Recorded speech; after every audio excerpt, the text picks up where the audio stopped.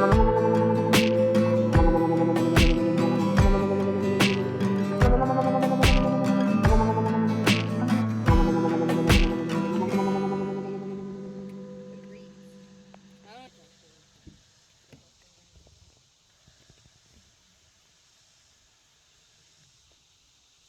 guys, welcome back to the channel. We are not at the homestead and we're not in the kitchen today. We are actually on a little trip, but I also wanted to put this into our collaboration that we are doing. So we were included in the Home Apothecary series that a bunch of my friends are doing.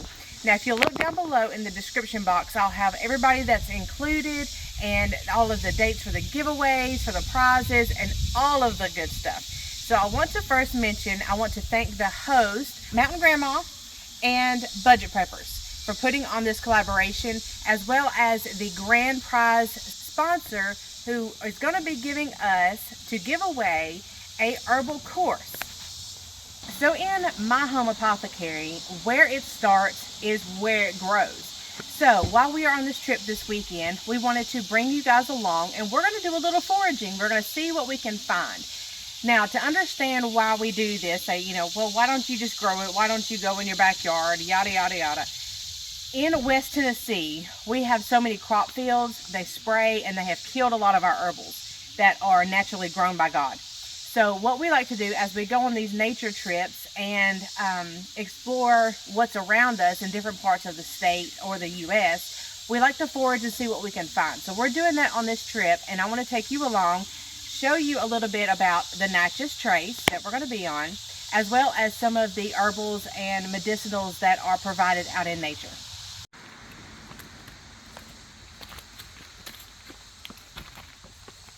There's water. There's water. And another turtle. It's got tickets.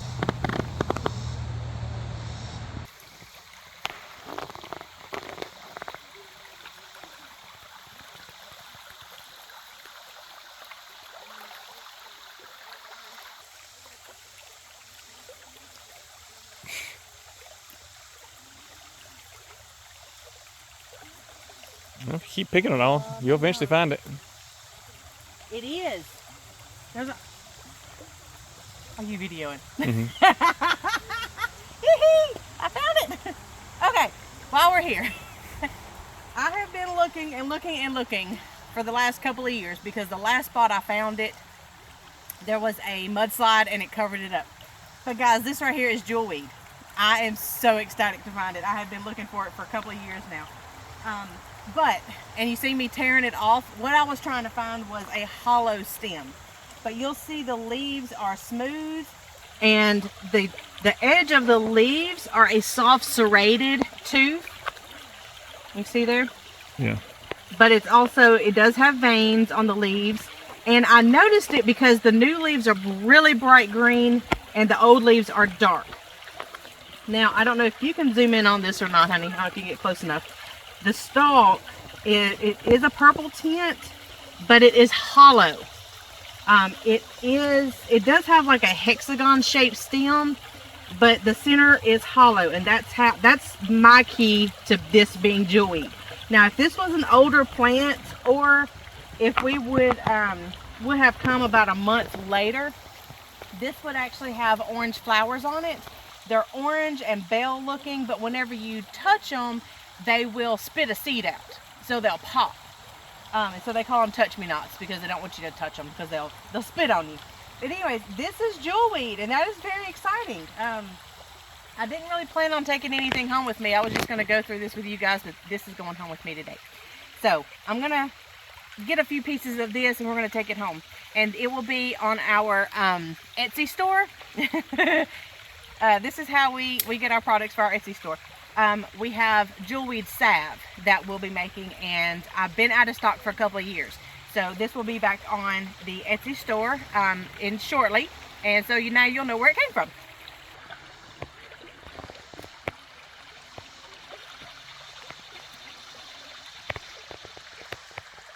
I don't want to cut it all down. You don't want to take no more than about 1/3 of the plant.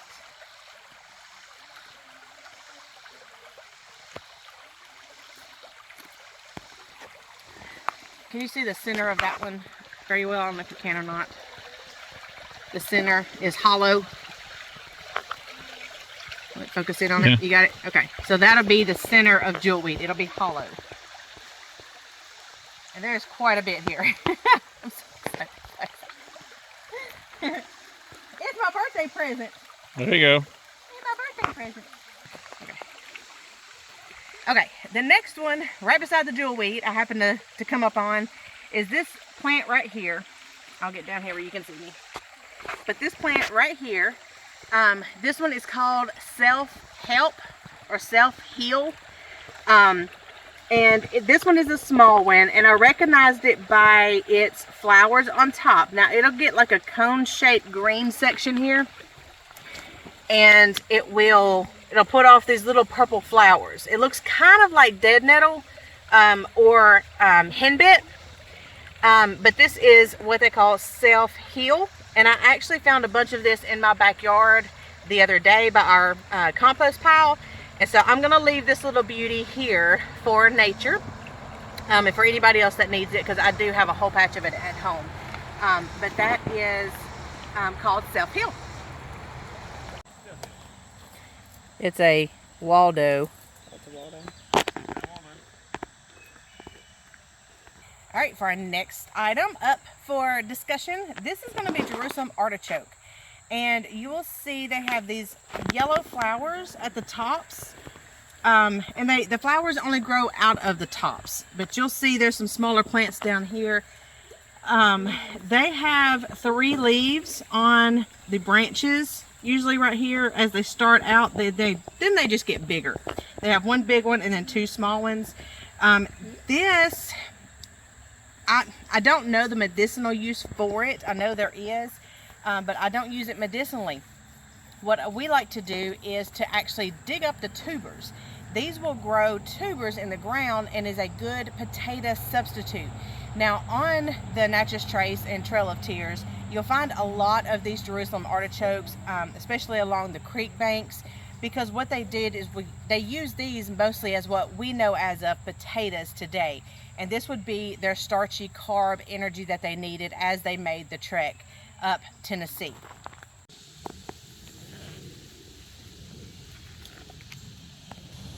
Well, it's supposed to be in nature. It's supposed to be, the trails are supposed to be clear. Yeah.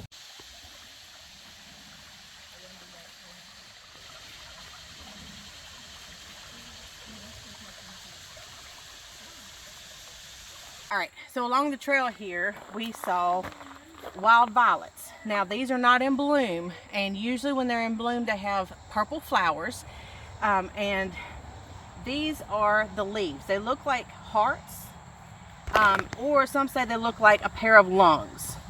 Usually the plant that is for a certain body part actually looks like that body part. But violets are good for cardiovascular health as well as lung health. That's why they look like that. But they have the heart-shaped leaves, and they grow short to the ground. And like I say, usually about in June, early June is when I see them here in Tennessee. They'll have little purple flowers that go along with them. And they just grow in various little bunches. They're not really together. It's just one stalk per leaf kind of thing. But you'll see them just growing randomly along trails and even in your yard. Now the ones that are more, I say domesticated, or like in your yard, are usually smaller than these because they keep getting cut down and mowed down. So they'll be small, probably about a dime or quarter size, shaped heart-shaped leaves that'll be in your yard or somebody else's yard.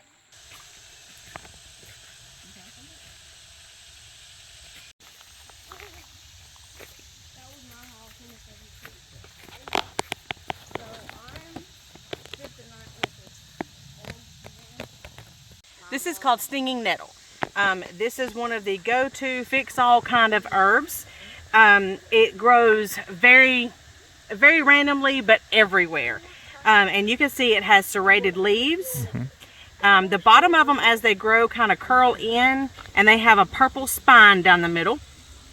You will also know there are very different kinds of different nettles, but you can also tell, and you have to be very careful touching it, stinging nettle has little hairs all over it, underneath the leaves, all down the stems, And some people can have reactions to it because it does kind of sting you. So you kind of have to be careful with holding it. You can hold it more on the tips of the leaves, but underneath will be a purple shade. And I'm surprised I hadn't seen more around here because it grows very wild around Tennessee and all over the United States. But this is the first one I've seen here. And this is a good fix-all herb. Look, there's one right there. I don't think those are leeches. Mushrooms. They're orange. Orange and red.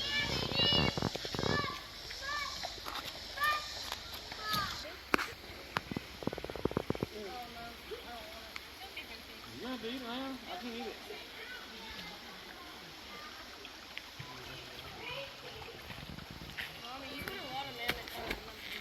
Okay, so one thing I don't know a whole lot about is trees. I am venturing into that, but we're going to learn a little bit as we go. But this, everybody knows, is a black walnut. This is where you get stain from, like your walnut stain. You can get it from the holes. But you'll see right behind me,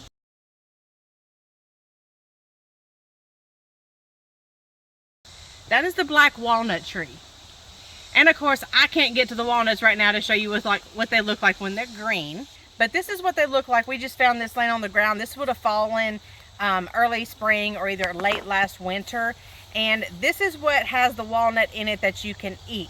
If you can get through the hard outer shell and the hard inner shell, you can finally get to the walnut that is inside. But medicinal reasons, when you find these green, you usually have to pick them off a tree. So find a friend or something that has a smaller tree you can get the green walnuts off of. The green hull, this what this used to be, is green. And you can take that off and use it as a tincture, or you can make it into a salve. It's good for parasite cleanses. It's good for like toenail fungus, athlete's foot, things like that. Any kind of fungus or parasite, that's what these are really good for. But you have to find them green, unless you just want to wait until they've already turned black and you want to attempt to get the nuts out of them to enjoy for Christmas time.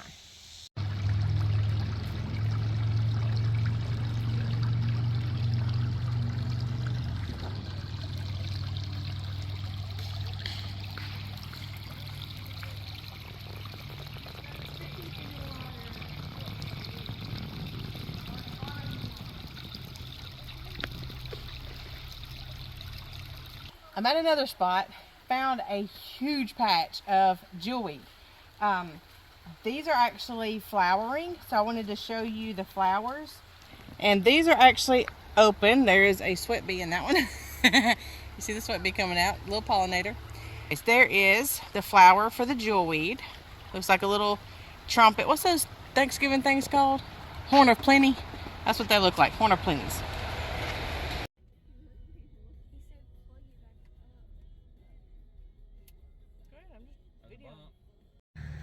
Okay, so we stopped on this little back road back here because I found some goldenrod. And if you can zoom in on it just a little bit, this is goldenrod that is just starting to flower. It's not very old, it's not very big, but it does have just a tall stalk, skinny leaves, and then you'll notice these yellow little bitty flowers that come out usually the end of August, in the end of July, early August, something like that. But you'll start seeing little yellow flowers pop up. Here's another one. Sometimes these are young ones, but sometimes they are a little bit older and they get a little bit bigger of a cone shape of a flower. So that'll be a little bit different. If I happen to find one today, I will try to just video it and I'll stick it in right here just so you can see a little bit older one. But this is goldenrod, good for UTIs and arthritis and gout and kidney stones, and what we use it for mainly is for seasonal allergies. I want to get pinged by it. Huh? I don't want to get pinged by it. You get out the water. Okay, the next item we found, luckily on our trail walk, is a gumball. Now this one is from last year's harvest. It's already spent on the ground. But what you want to do is find them green, which will be in the next, well, from now until about September, you want to find these green on the tree. Okay, so whenever they are green, they are closed up, and they're not going to have these little holes all open. They're going to be green and closed up. And what you do is pick the green ones. You'll probably have to pick them off the tree. take them inside and leave them on the countertop. They will dry out and open, and what you're going to find are little bitty seeds on the inside that are going to fall out. So you can actually let them dry for 3 or 4 days, maybe a little bit longer depending on your humidity in your house. Put them in a jar once they start opening up, and then shake them up. Whenever you shake them up, all those little seeds will come out of the gumballs, and then you can use those seeds to make tinctures or save them for teas. The seeds on the inside are good for flus and colds, kind of like elderberries, but this is kind of like a good cure-all whenever you have the junk, the crud, cold, flu, strep, along with some kind of antibiotic. So this is a sickness cure that is easy to find and easy to spot as long as you can find them green.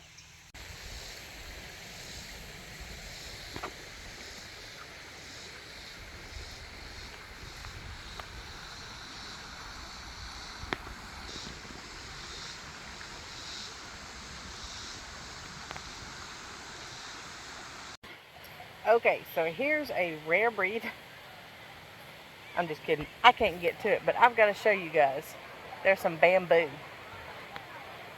See the tops? And then down there at the bottom, we got the bamboo stalks. So that's pretty cool. Over here, there's actually a river back here. The kids are back there playing in, and I'm up here, you know, shopping, as my kids call it. Mama's gone shopping. But they would use like bamboo sticks and stuff to go fishing with. So that's useful being right here beside the water.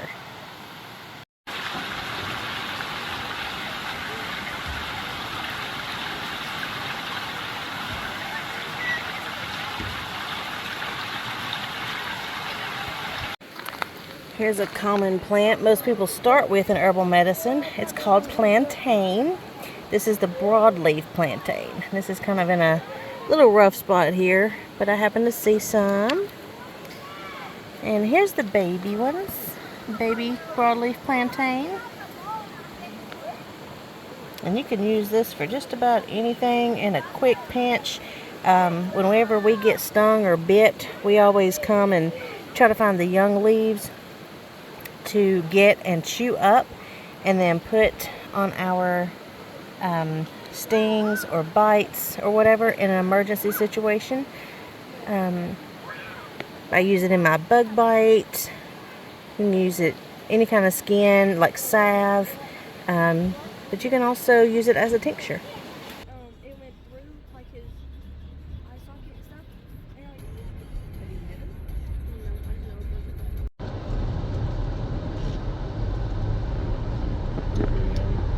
Well, we didn't play music. under all of that. Oh gosh, these are disintegrating. Is he under? I wish I was that cool. Okay, so interesting fact, we're down here at the Meriwether Lewis Memorial Site. He's buried in the back part of this. But on our way out, fun fact, I found some Ynia. So Ynia is what they called old man's beard. Like down in Louisiana, you see it long and hanging off the trees. It is a very good antibiotic, kind of like a doxycycline.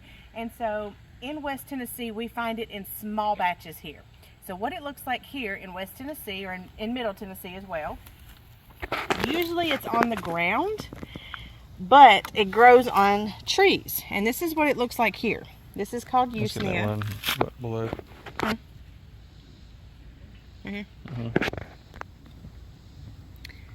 And it grows on trees, or it falls off of dead trees onto the ground, and then we find it in little patches like this.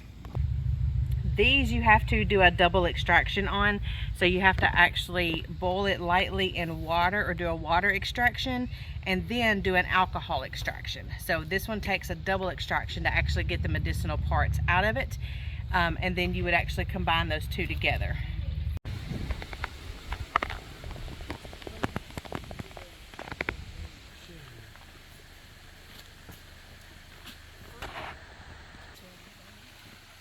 Wait, that's the second one. First one. You see I walk down the ledge over here. That's out of the bridge. You want it right here, or you want it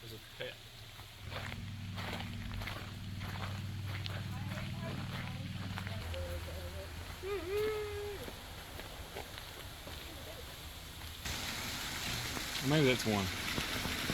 No, That's he's two. down there. I know I'm saying I think that's two. The one is right there. Yeah, I think I had to haul you up last time. Me? Yeah.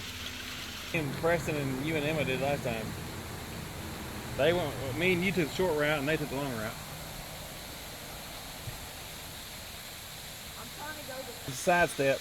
They stepped it out of the, ease down. Yeah, they got Crocs on. You know, the water is freezing cold. Oh, that's true.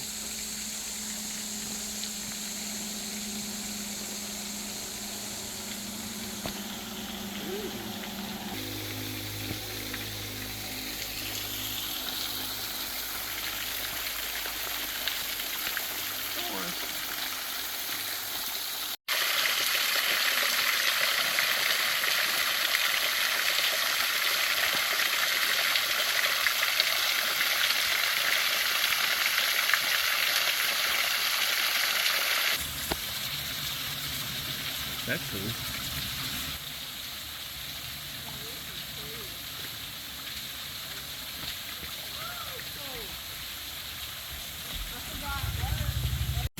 Oh, this is where, okay, yeah, that's one shorter. Oh, this is the bottom of that other one. Yeah. That's the whole, yeah, that's hoping for. That's hoping I didn't go. Big ones and little ones. Oh, yeah, well, hey, we're gonna eat. I'm gonna eat them. So I'm gonna walk around with beauty. There's a little coconut. Yeah, so the little ones and the big ones. Come here, boy. Be careful, hey, be careful going on. Yeah.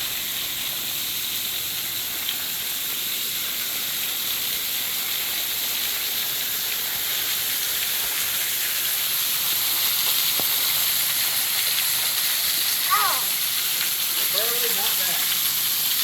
I'm over here. Yeah. Don't fall. What? You're scared and won't get fall. You see that? You're like slide. What's that? You're not crazy.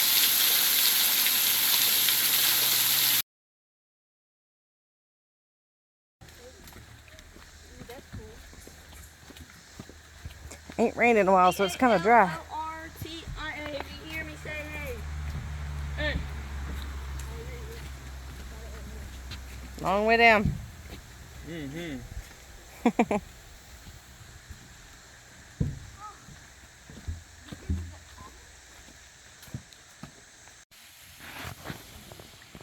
That law's gone.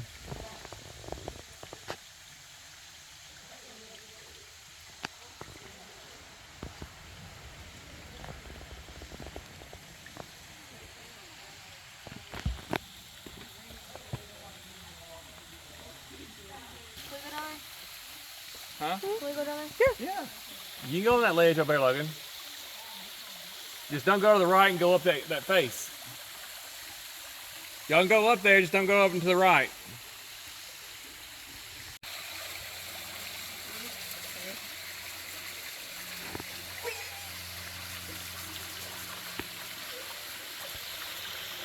It's really low, isn't it? What? I don't know what it was last time. Hadn't rained in a while. Hi. I think we just need to get wet a little bit more. A little bit more, y'all were submerged. Yeah, she got that on video. I'm gonna put that, make that a short. Video and you taking a picture of me? Yeah.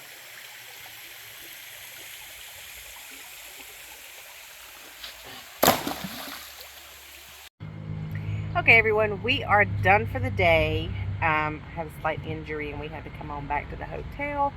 But I am going to end this video here. I hope you enjoyed the day with us. I hope you enjoyed the video. And maybe that'll help with you guys identifying some easy plants that are readily available in most places. So if there's anything you've seen in my video that I did not mention, you happen to see, oh, there goes such and such, let me know the timestamp and what it is in the video, because there was a lot of plants. I didn't have my book. We had no service to be able to look things up, and I didn't want to talk about them because I wasn't 100% sure. Don't forget to go down to the bottom of this video underneath here and click the more button for the description box, and you'll have the giveaway information, all of the participants in the collaboration, and any videos or links that I needed to put in there for anything that I had mentioned, if there are links or whatever. And our Etsy store link is down in the description as well. And I've got my jewelweed, and I do have some plants that are coming home with me.